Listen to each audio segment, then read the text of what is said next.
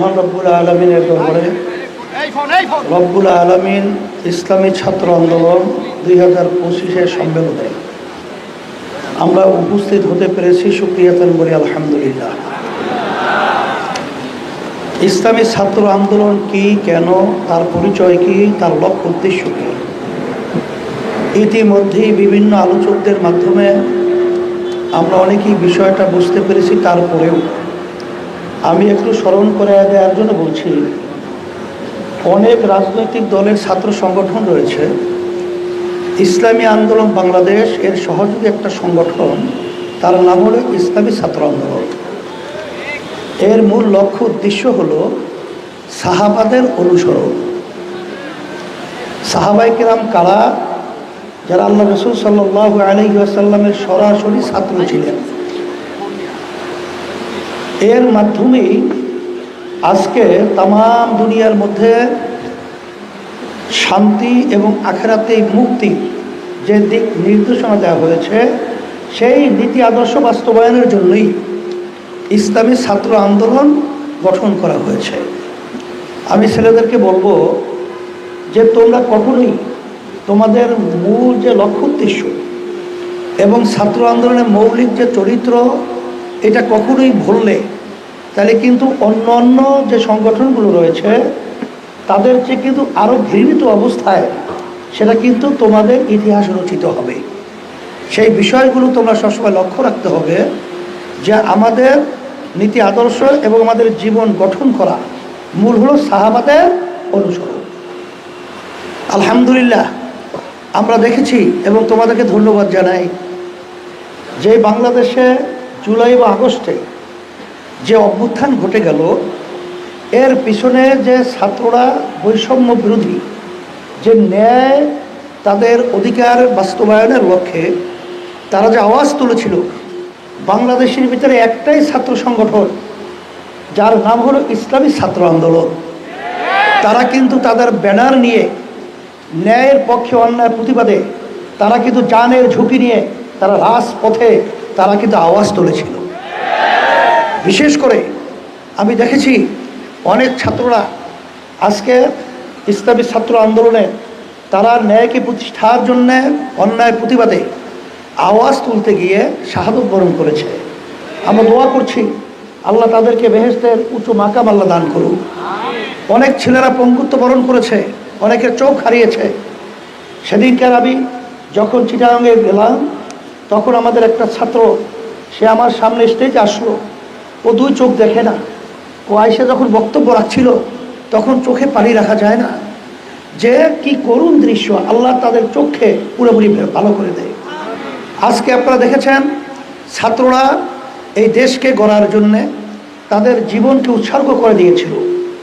আজকে বৈষম্য দূর করার জন্যে আজকে ছাত্ররা যে আওয়াজ তুলেছিল ইসলামী আন্দোলন বাংলাদেশ, তাদের এই আওয়াজের সাথে ন্যায়ের পক্ষে আমরাও রাজপথে ব্যানার নিয়ে তাদের পাশে ন্যায়ের পক্ষে অন্যায় প্রতিবাদে আওয়াজ তুলেছিলাম।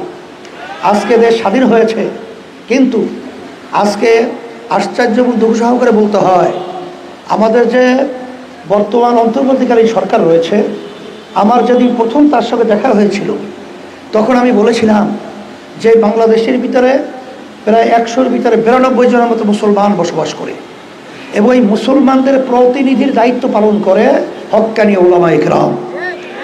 আপনারা যখন কোনো পদক্ষেপ গ্রহণ করবেন, কোনো কথা বলবেন, এদের বিরুদ্ধে যেন না যায় এই বিষয়টা কিন্তু বিশেষ করে আপনারা লক্ষ্য রাখবেন। এটা প্রথম অবস্থায় কিন্তু আমি প্রধান উপদেষ্টা ডক্টর ইউনূস সাহেবকে বলেছিলাম। শুকরিয়া, তিনি আচরণগুলো আলহামদুলিল্লাহ অনেকটা ভালো, কিন্তু আজকে যে উপদেষ্টা তাদেরকে নিয়োগ দেওয়া হয়েছে তার ভিতরে কিছু উপদেষ্টা যেটা নাকি আমাদের দেশের জনগণের মনের এবং তাদের চিন্তার বিপরীতে। একটু আগে যে বলেছিলেন আমাদের ফয়জুল করিম মুফতি সাহেব যে ফারুকি সাহেব, সেখানে বৈষম্য বিরোধী ছাত্র আন্দোলনে যারা নাকি জীবন দিয়েছে, রক্ত দিয়েছে এবং যারা নাকি প্রতিবাদ করেছিল, তারাও কিন্তু এই উপদেষ্টার বিরোধিতা করেছে। তার বিভিন্ন দিক থেকে সে আমাদের দেশের জন্য উপদেষ্টা হওয়ার যোগ্যতা তার কিন্তু নাই। সারা বাংলাদেশের রাজনৈতিক দল বলতে সবাই মুখ এর ব্যাপারে খুলেছে তার প্রতিবাদে। আমরাও খুলেছি, কিন্তু অন্তর্বর্তীকালীন সরকার এ ব্যাপারে তো কোনো পদক্ষেপ গ্রহণ করেন নাই। এটা কিন্তু আমরা আজকে আমাদের সম্মেলন থেকে এইটা আমরা এক কথায় বলবো, এটা আমরা ভালো নজরে দেখি নাই। আপনারা পরিবর্তন করবেন এবং যারা নাকি বিতর্কিত তাদেরকে উপদেষ্টা থেকে আপনারা সরিয়ে দেবেন, এটা আমাদের দাবি। সাথে সাথে আপনারা লক্ষ্য করেছেন আমাদের দেশ সুন্দর চলছিল, আমরা সবাই একত্রিত হয়ে সুন্দর দেশ গঠন করব, মানবতা এবং ন্যায় বিচার প্রতিষ্ঠা এবং এক কথায় দেশ সুন্দর করার যে প্রত্যয় নিয়ে আমরা যে সংগ্রাম আন্দোলন করেছি।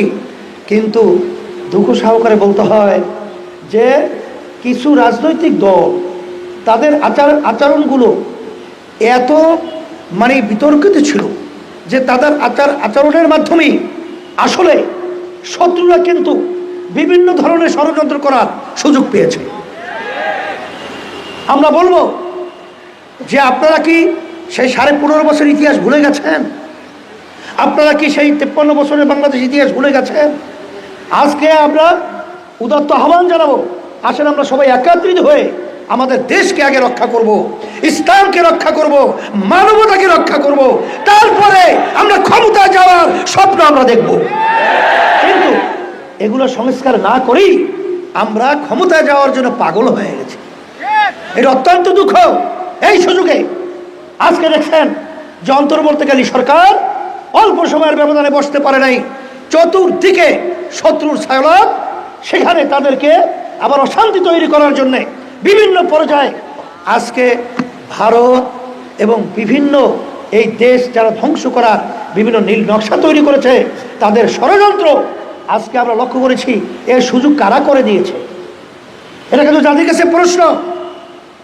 আজকে আপনারা দেখেছেন বাংলাদেশে হিন্দুরা এবং সংখ্যালঘুরা যে সুন্দরভাবে এবং স্বাধীনভাবে, এক কথায় আমরা অনেক সময় বলে থাকি মায়ের কোলে যেরকম সন্তান নিরাপদ থাকে, সেরকম আমাদের দেশের মধ্যে সংখ্যালঘুরা সর্বক্ষেত্রে নিরাপদ থাকার পরেও আজকে আমাদের পাশের রাষ্ট্রে ভারত, সেখানে বিভিন্ন সংবাদ মাধ্যম আমাদের দেশকে অশান্তি তৈরি করার জন্য বিভিন্ন মিথ্যা সংবাদের মাধ্যমে দেশকে বিভিন্ন ধ্বংস করার, বিভিন্ন ধরনের অশান্তি করার বিভিন্ন নীল নকশা তৈরি করেছে।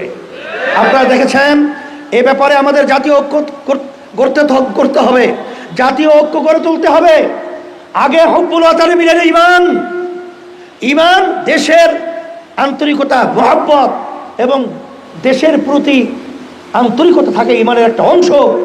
আমরা বলবো যারা আওয়ামী লীগ করছেন, শেখ হাসিনা এবং তার পরিবারের নেতৃত্বে, আমি বলবো যারা নাকি তাদের নেতৃত্বে এখন আওয়ামী লীগ করার স্বপ্ন দেখছেন, তারা দেশের শত্রু, তারা ইসলামের শত্রু, তারা মানবতার শত্রু।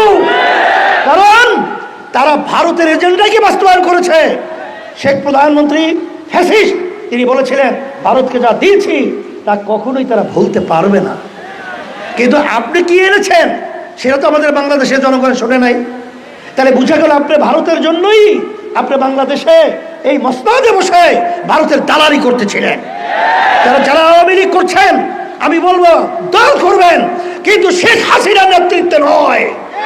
আওয়ামী লীগের শেখ মুজিবুর রহমানের সেই যারা বিতর্কিত তাদের নেতৃত্বে আওয়ামী লীগ বাংলার জমিনে চলতে পারে না, চলতে হবে না। সাথে সাথে আমরা নির্বাচনের ব্যাপারে বলেছি, 53 বছর স্বাধীনতার বয়স, আজকে দেশ যাদের যে নিয়মের মাধ্যমে নির্বাচন হয়েছে, এই নির্বাচনের মাধ্যমে ফ্যাসিস্ট তৈরি হয়েছে। এই জন্য ইসলামী আন্দোলন বাংলাদেশ সব রাজনৈতিক দল আমরা পিআর সিস্টেম নির্বাচন প্রবর্তনের জন্য আমরা দাবি তুলেছি। পিআর সিস্টেম আপনারা জানেন প্রায় 91টা দেশ তাম দুনিয়ার ভিতরে এই পদ্ধতি রয়েছে। আজকে পিআর সিস্টেমের মাধ্যমেই এই দেশে জাতীয় একটা সরকার গঠন হবে এবং এর মাধ্যমেই বাংলাদেশে আমরা সবাই একত্রিত হয়ে সুন্দর দেশ গড়ার একটা প্রক্রিয়া তৈরি হবে। আর এক শ্রেণীর তারা এককভাবে ক্ষমতায় যে আবার ফ্যাসিস্ট হবে, আমাদেরকে জুলুম করবে, আমাদের মাথায় নূর রেখে বড়ই খেয়ে টাকা বিদেশে পাঠিয়ে বেগম পাড়া তৈরি করবে, বাংলাদেশের জনগণ দেখতে চায় না।